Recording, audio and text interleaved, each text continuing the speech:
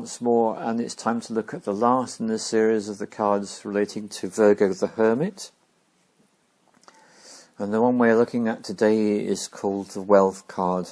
And so this completes the series of the 3 cards that relate to the Hermit to Virgo, which, as I've mentioned before, is an excellent placement for business.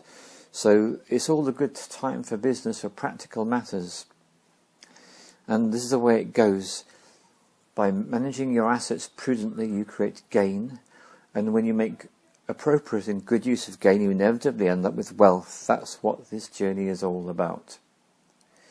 So, this is the card we're going to transform. But before we do, let me say a little bit more about it. What is so beautiful about this card is it is the most material of all the cards in the tarot deck. There is no more materialistic card in the deck than this. And it hides within it one of the great esoteric secrets, which is as follows. Bearing in mind that the earth is Malkuth and Kether is spirit, what we say is in Kether there is Malkuth, in Malkuth there is in Kether. So in this particular case, what it means to say is in this incredibly materialistic, practical card, there are the seeds of spiritual enlightenment. And just as much with the Ace of Wands, that purely spiritual card, there's the seeds of complete engagement with the earth. So the other thing to say about this card is you can actually see the coins are laid out in the form of the Tree of Life. You can see the coins in the centre, which represent the middle pillar, the 3 coins to the left, which represent the pillar of severity, and the 3 coins to the right, which represent the pillar of mercy. So this is one of those cards that has the whole of the Tree of Life actually in the imagery. So now let's transform this one. And it's number 69. So using the water and the glass and the colours on the cards with the words as per usual, we transform this one.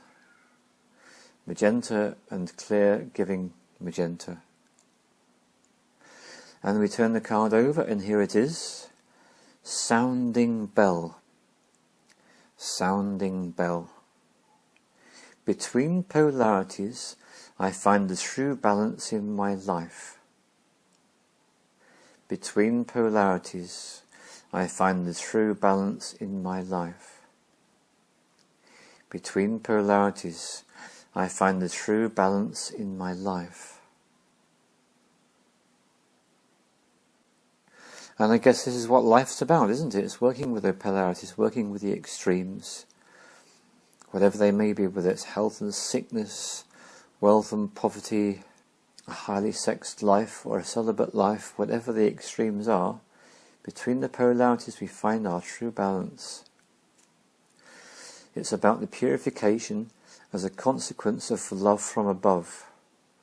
The purification derived from putting love into the little things and being in the moment. It's a complete picture.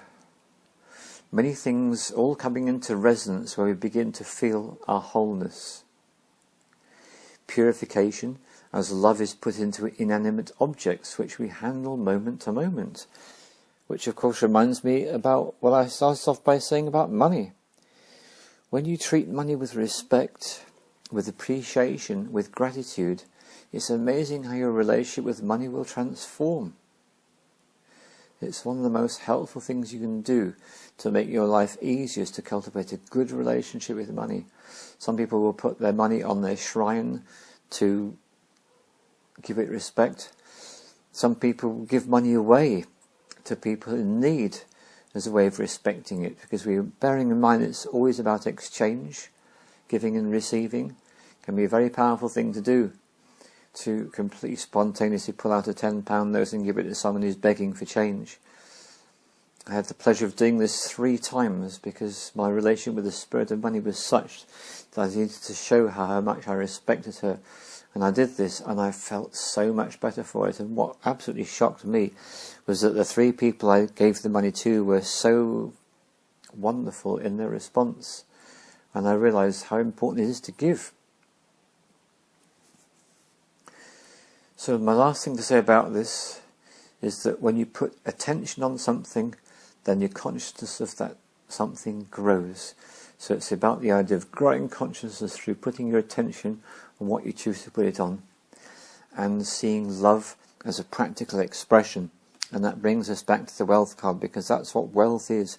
Wealth is the opportunity for love in action. A person who has wealth can be very generous to those that do not have it. Therefore we can see the value of poverty, because the people who are inhabiting poverty give the people with the wealth the opportunity to be generous, which is a great gift. Not all of them take it, but those that do get the benefit. And those that have the wealth have the opportunity to transform the lives of the people in poverty. And so it all makes sense. Thank you very much.